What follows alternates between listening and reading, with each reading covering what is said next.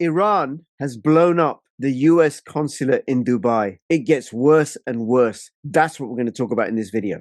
Like, comment, and subscribe. Sign up for my free newsletter and links to the guests in the description below. Hey, Blaine, thank you so much. Welcome back. Good to be with you on this eventful week. Yes, good. Yeah, back home. You're back home on the Rich Does Politics channel, Tuesday, the 3rd of March. Now, I said that Iran has launched a missile at the US consulate, but maybe it was somebody else. I don't know. The fog of war. Oh, you're going to throw that one out there. Truth is the first casualty of war. Yeah. Well, I think the idea that there are several, shall we say, third-party agent provocateurs running around the Middle East right now, if you were to tell me that was not true, I would say you're the one with the problem. War like this, especially where so much is on the line, and what I mean by on the line, the general direction and geopolitical plates in this world will be forever different after whatever happens in the Middle East right now.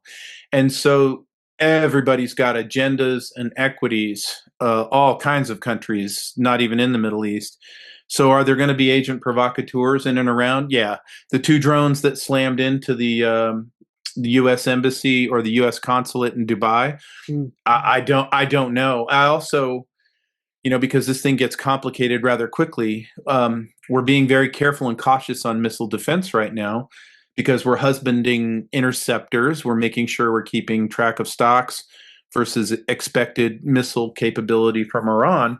So what we have to be able to do before we launch a $4 million missile at something is indicate, well, how big of a threat is it and where is it going to land? We actually have a lot of really good tools that allow us to do that before it gets there. Mm-hmm. And so if you're looking at a drone that's going to cause some nasty infrastructure damage, but probably not hurt anybody, you really got to make a value decision whether you're going to let it go or whether you're going to try to hit it with something. So, and then the other way that we mitigate the use of interceptors is, and a lot of people question, why does President Trump have like 1,000 airplanes sitting in the Middle East? Well, 24/7 fighter operations to try to track down every damn launcher they got, drone facility, whatever we can do to eliminate anything coming out of the country.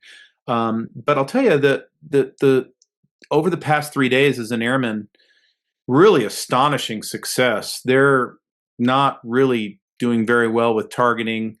Yes, they are getting launches off, but they really, after the hypersonics thing on the first day, they're not doing very well. They're doing very, very well at deep fake AI films to show Tel Aviv engulfed in flames. There's some really amazing deep fake news coming out to talk about the 560 Americans who are apparently dead on day one. The USS Abraham Lincoln took 4 missiles. I will tell you that in my 27 years of military life and being in combat operations, I have never seen this much censorship, fakery, propaganda, deep news, outright lies, swimming all over the place. And I just wrote an article about this today at newsmax.com, which is, you gotta wait a couple of seconds and pause before you think something is real on the media. Go, even if you back it up by a couple of things, because people are just running with stuff. And so, a couple of things when CENTCOM, which has so much to lose if it loses its credibility, that's who I look at, is sources that if they say something in error, their credibility is going to be really lost. Those are the ones that I look at because they have the most to lose. So U.S. Central Command, when their public affairs comes out with something like, no, the Abraham Lincoln did not get hit with anything. No, 560 are not dead. Or they come out and confirm, yeah, our embassy, the consulate took a couple of drone hits and it's on fire right now. Those are sources where I think you can find out some good stuff. But wow, what a propaganda war. This is what 5th gen warfare looks like. Yeah. And I did say to you, or I said in the beginning, that truth is the first casualty of war. And I Yeah. remember reading that book many, many years ago, First Casualty of War, and it was all about the lies they get told. But now we have AI and social media. It's just incredible trying to work out what is going on. It hasn't Yeah. got any easier. Yeah. And then things that we were all indoctrinated on become jello. The fact patterns don't hold. So, I heard you and Tom Luongo recently talking about, I think you brought it up. It was like, what what the hell is the UK not supporting America in this effort against Iran for? I don't get it. Or the United States today announced we're going to not do trade with Spain for a while Or because John Spain is. Bolton worried Yeah, about deepening conflict. I know. Yeah, Mr. Peace Dove Bolton. Do you know what sorry, Blaine, forgive me for interrupting you. Do you know what I think's happened? John Yeah. Bolton's probably seen the clips that I've done about notaxforwar.com. That's it. And You for got people him. and for people in Britain to know that they can legally, lawfully withhold their You taxes flipped him. using the You flipped him. process from notaxforwar.com, I think that's what swayed him. Yeah, no, you flipped him. You got him. He probably shaved off that bushy mustache of his as well. He's wearing a tie-dye T-shirt. He's walking around with a little vase with a little daisy in it. That's great. Nice job. Nice work. Yes. But honestly, this is a war that is threatening the City of London's defined world order and where they wanted to go in their strategy. Literally, this is just like the war on the cartels, and they're all related. It's kicking over the rice bowls. So we're going to see things that don't look quite right at first. Keir Starmer won't let us use Diego Garcia. And then all of a sudden he comes back and says, yeah, you can use Diego Garcia. That's probably right after President Trump said, you're going to be really embarrassed when I take off from Diego Garcia anyway, and I use it all day, anytime I want. And there's not a damn thing you're going to do about it, you little sissy boy. Take that, soy boy. Go tell your shadowy overlords we're using it. And Lord Starmer probably went, well, I better just let him use it then. I tried to give it to China in time, but that didn't work out. Look, I think you're going to see more intensity in these spaces and things looking even more warped because I agree with Tom. The City of London, these folks are so far outside of their game plan now. They're desperate, and desperate folks who have forever held the wealth, the power, and the control. They'll do desperate things. They don't intend to let this go. Yeah.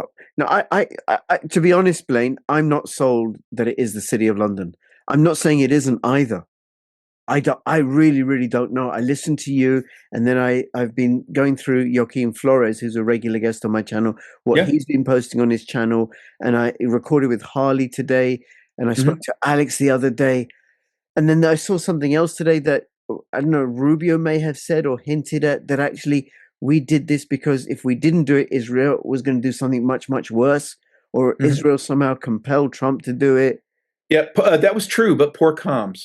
So on Rubio's case. So let's go back to June on that. What you're talking about is related to June. So if you recall, before the B-2 strike on all of the nuclear facilities in Iran, the politics were very aggressive between Bibi Netanyahu and Trump. And the feeling or the concern was that Israel was setting up for, look, America, if you don't do something, we will. We don't have bunker busters like you do. But we have something called a crowd pleaser. And maybe we'll get the crowd pleaser in there. And what I mean by that is Israel going to make this a nuclear event? And if Israel makes it a nuclear event in Iran to stop that program, then think of what all the Gulf states do in 5 hot seconds. They go get nuclear weapons. Hell, all Saudi Arabia had to do was call Pakistan and have them deliver their nukes 30 minutes or it's free of charge. So you would have proliferation all over the place, much more dangerous world. So what did Trump do? Trump went in ahead and did the B-2 strikes and said, we've got this. And that's why he said the word obliterated, meaning I have put a tourniquet on this situation. There is no Israeli predicate for war here. Now knock it off, BB. Well, we get back to over 6 months' time.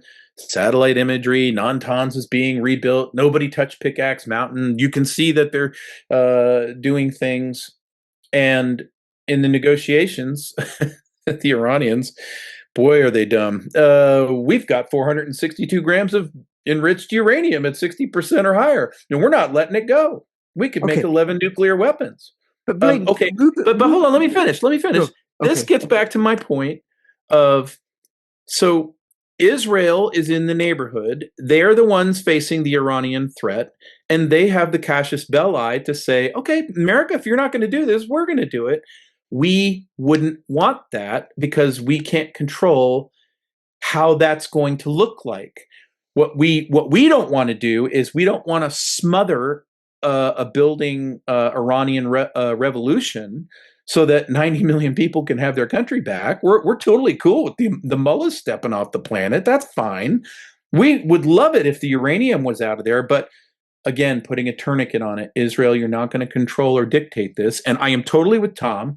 City of London controlling both sides of this. Red ants versus black ants. Shake. Yeah. I mean, I'm not saying that isn't the case, right? About the City of London. Mm-hmm. I just keep looking, inquiring and talking to great people like yourself and Tom and Alex and Harley and EM soon and Alex Craner with Tom this week and Colonel Towner Watkins and Barbara Boyd, right? Just listening to great people and learning from them. But Rubio could have been lying. The Americans have lied before in order to justify war in the Middle East. What are you saying? When did we ever lie one time? What are you telling me there's gambling in the casino?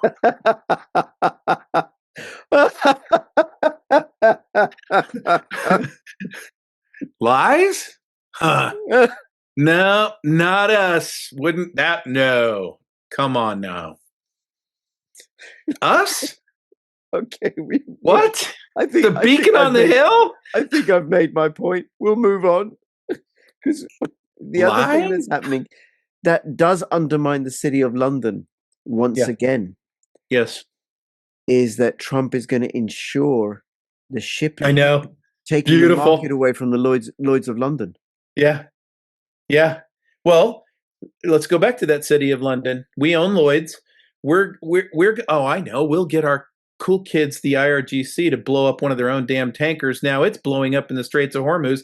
Now we have a reason to go ahead and stop all the insurance. So even if the Iranian Navy can't block the Straits of Hormuz, Lloyd's of London sure can, because them and AIG can cut all the insurance rates. Now nothing floats or steams. And then Trump is like, oh, cool. You know what? For the United States, that's budget dust. That's not that much money. We'll go ahead and insure it. Everybody go ahead and keep driving your ships. So now what happens? a big throat punch back to the City of London going, really? You want to keep this up? You want to keep playing with this? You're going to go play with matches in Saudi oil fields now? Is that what you want to do? Is that going to make this all better?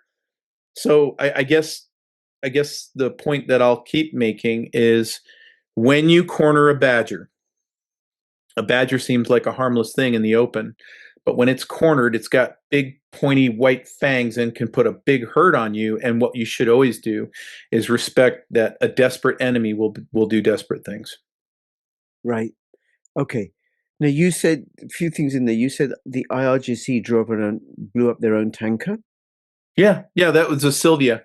It's one of their own tankers. Have they said as much, or is this the fog of war? Another American truth? I'm pretty confident that was verified out of CENTCOM, that they shot a coastal missile, just south of where that jet out point is in the Straits, and that's where the tanker got hit, and it was burning, and that's when they announced, okay, the Straits are closed because nobody's getting any insurance to move these ships around because it's war, and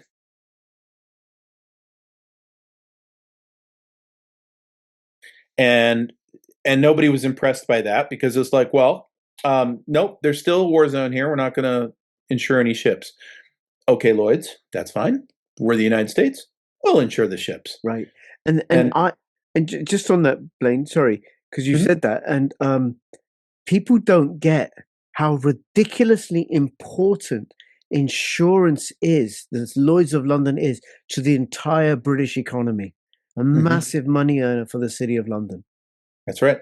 That's right. And so now if we start showing them that we can replace that business at will, at a time and place that we want, again, it's just so remember, I think it was when you and I first met Rich, and I was Mm. describing the war on the cartels as a big Jenga tower, this big tower of crime, the kids' block game, and that bottom Jenga brick is what Trump was yanking on, and that was the cartels. But that brick is now nullified. That means shadow, private banking, money laundering has been damaged severely, and that war goes on today. But if more bricks start coming out of that, meaning no World War III style conflict in the Middle East, no World War III style conflict in Ukraine, Russia.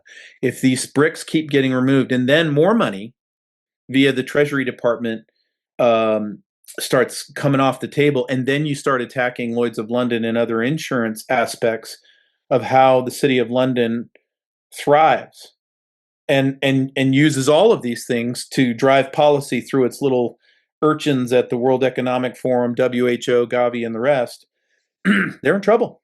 They're in trouble, and now they know it. And and now they definitely understand that Trump has identified them as the real enemy.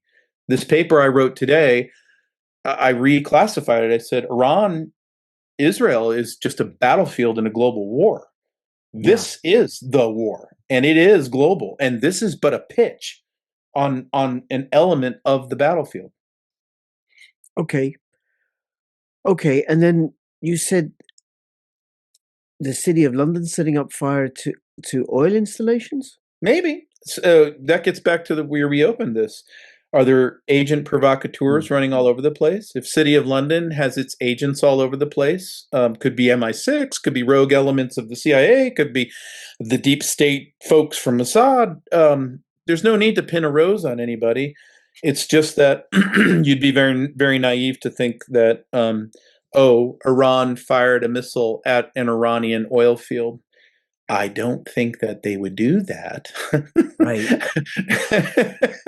So, and in fact, they got up and publicly said, and it was almost like a kid's game, right? The foreign minister of Iran got up and was like, time out, time out.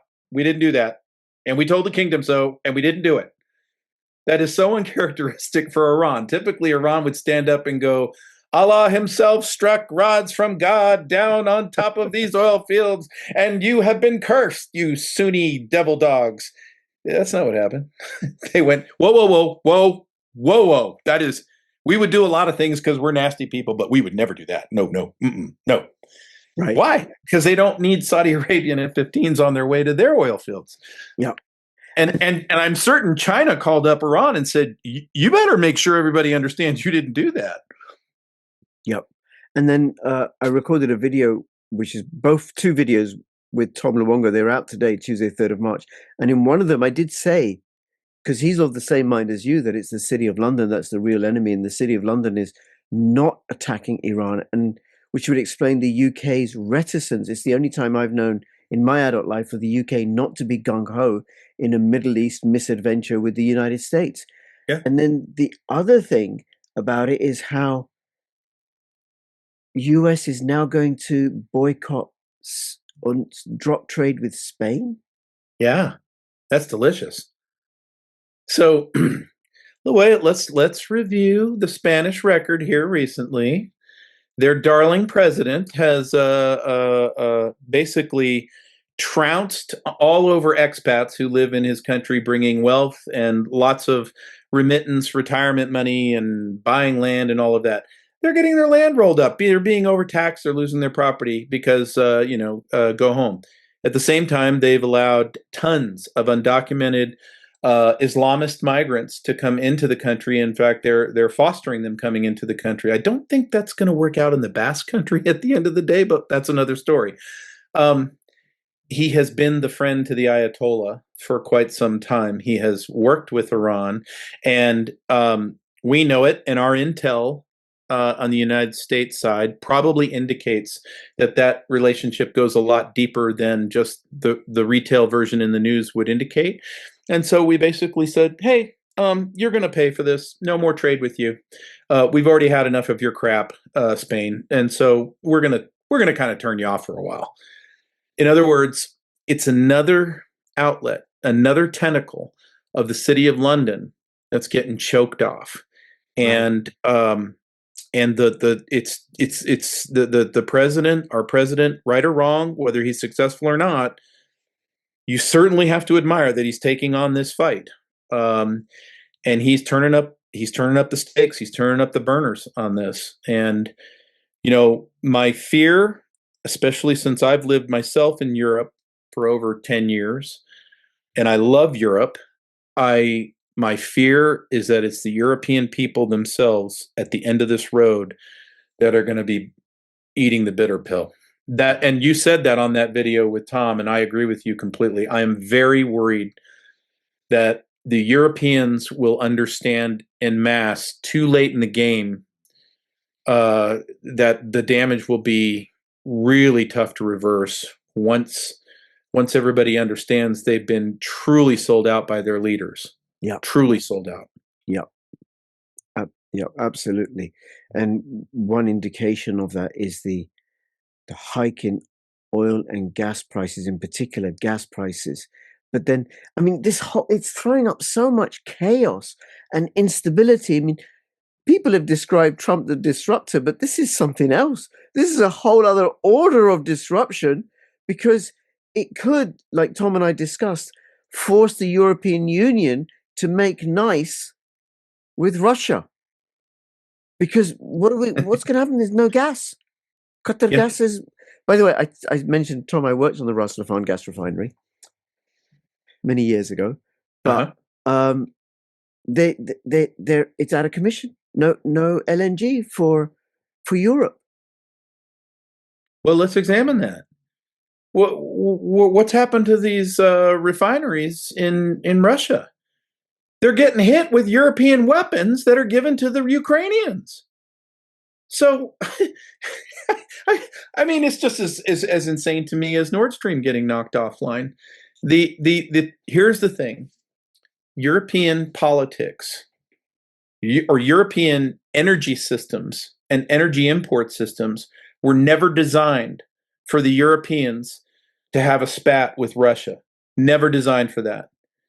And yet these climate cultists who genuflect at the great carbon altar and want to turn off every damn nuke plant have helped and aided and abetted Nord Stream getting blown up. Look what happened with Druzhba. The Druzhba gas terminal facility that goes into Slovakia and Hungary. So Ukraine hits that with a little help from those wild kids in the city of London, more agent provocateurs. And here's the upshot. You've got two EU/NATO members, Slovakia and Hungary, who have just received an act of war not once but twice via the Druzhba hits out of Ukraine. And the EU's response and NATO's official response is to side with the non-EU, non-NATO state member. Does that make any damn sense? It makes a lot of sense if you reshuffle and reformat in your brain who the sides in this global war are. So let's see. Ukraine has been a crime scene since 1991 in the modern world, basically since the end of the Cold War. And it starts with buying and selling rogue nuke weapons on the market. And then it gets to drugs and human trafficking and biolabs and all other unconscionable, terrible, terrible, nasty things. And yet, Boris Johnson, Ursula von der Leyen, these acolytes at the World Economic Forum, they roll in there and say, we must defend democracy. What democracy? What are you talking about? Democracy? Are you kidding me? Where the deep state goes in and with our, chiefs of of color revolutions, John McCain, Lindsey Graham, Victoria Nuland, the band of merry men at the CIA overthrow this country in a color revolution, declare it their own. Finally, they get the transvestite they want in there, and we're off to the races. And then the mainstream press's Herculean task is to sell this crap for over 10 years before we finally get a hot war. Unbelievable. Unbelievable. And the first thing is they killed journalism many years ago. Journalistic integrity writ large. There's still very honest journalists out there, but not legions of them. They are few and far between. And when that happens, it's just like Orwell's 1984. You can create any news story you want, and if you can sell it in enough channels with enough dog food and tuna fish commercials, you're going to be fine. And again, in my article today, that's, if your version of being self-educated is hooking up to the CNN tit, you're in trouble. You're way behind. This isn't going to work for you. Because I could say the word City of London and you're just going to tilt your head like a very confused dog. Not going to happen. Okay. All right. Then back to the Middle East. The idea that Israel compelled the US to bomb Iran and the US went ahead, otherwise Israel was going to do much, much worse. Why didn't the US just slap down Israel? Well, why would you think we didn't?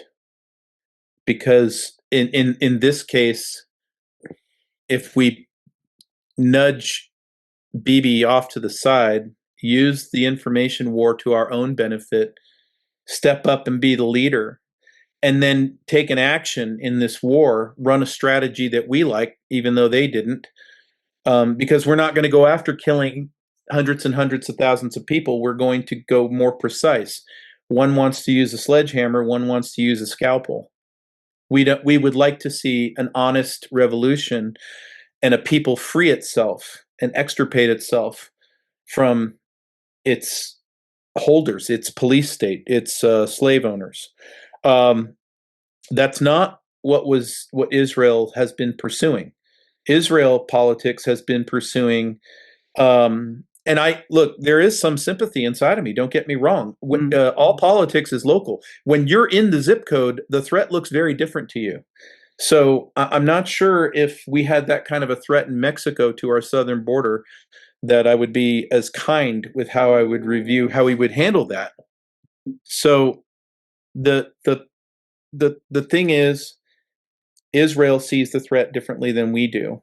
There is City of London influences on both sides, Iran and Israel. But if you're an Israeli who is just trying to earn a living and have a good life, you see Iran as a Leviathan out there that's got to be dealt with. Well, from our aspect, we're like, okay, we're going to be a little more strategic here. We want to see a lasting peace in the Middle East. We're interested in the tactical short-term threat, but we're also interested in what President Trump views as the bigger prize, which is the Abraham Accords and demilitarizing foreign policy writ large in the Middle East, where the Abraham Accords are much more based on, let's have economic relationships, let's have binding ties, let's have everybody dependent economically, interrelation of markets and exports and prosperity, rather than let's all find out who's got the bigger guns and who can get to nukes first. So that's what the United States is after. So when we talk about is Israel the lead in this dance duo, or is it the United States? No, I would say it's us. In fact, it's more like a dance that's tango. We're a forceful lead. We're step back. We'll lead this. We will do something militarily, but it'll be under our plan and construct. You may not like it, but you're still going to get to the same place you want to be, which is peace for Israel.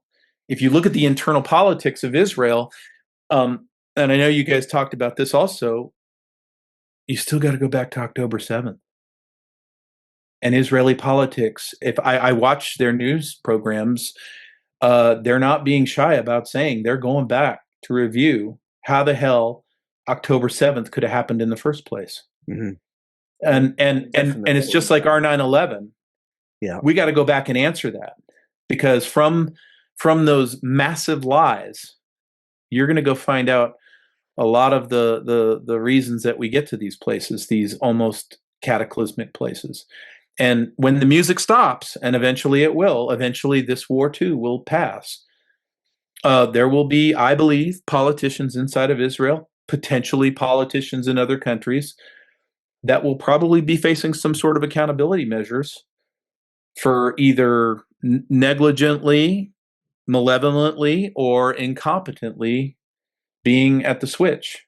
I think there's too many unanswered questions, and I think I'm joined by a lot of Israelis in that question as well. Everybody thinks there's no Israeli politics. My gosh, there's multiple parties. They're at each other's throats. People say you have to support Israel. I'm like, fine, which one? Well, it's like what Israel is doing to itself is you scale it up and you see what Israel's been doing in the Middle East. It's the same deal. Yeah, Abrahamic yeah. brothers and sisters bickering and fighting and killing each other. Yeah, but back home here, at least here, it's sold as it's a binary. You're with Israel, you're not with Israel. It's like, okay, well, tell me about the 4 minority parties in Israel, and are they with Israel? Do you guys are you guys willing to get into the granularity of that, Yeah. or not? Because there is no Orthodox, monolithic Israel. yeah, or the Orthodox Jews that oppose Zionism, are they with Israel? Yeah, you can find every flavor you want in the Middle East. I know that from being there all over the place. You can go into Sudan and find somebody who thinks Bibi Netanyahu is the second. He's just the deity of deities. It's a mess. If you've ever done any work in the Middle East, what you should walk away with is it's complicated. It is very, very complicated. It is complicated, Blaine. And what I appreciate is you, with your experience, and you're a retired brigadier general from the United States Air Force, the clarity that you bring, or the information that you provide, or the alternative perspective. Like if you look at this from this angle, then you see other things, and if you look at it from this angle, so I just really, really appreciate it, and thank you so much. And so I'm so My glad pleasure. you're back from your holiday, and we need to speak about whether you get to go on another one. I'll file a request with you next time, sir. All right, very good, very good. Everybody, let us know, how do you think this is going to work out? Is it really about the city of London, or is Israel up to its tricks? Let me know in the description below. And this is Rich and Blaine signing out. All the best. Bye-bye.